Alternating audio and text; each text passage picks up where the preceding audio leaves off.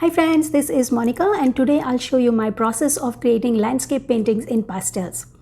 So while a lot goes on in creating landscape paintings, including perspective and color harmony, but for the purpose of this video, I'll just focus on the layering process of how you can combine different pastels to achieve rich hues. So I will be using Panpastels for my underpainting and then refine it using hard pastels and top it off using soft pastels to get a rich pop in the focus areas. I apologize for the camera angle, but this is the best I could do for this painting. But I hope you enjoy this video. I'll turn music on for the rest of the videos and I hope you enjoy it.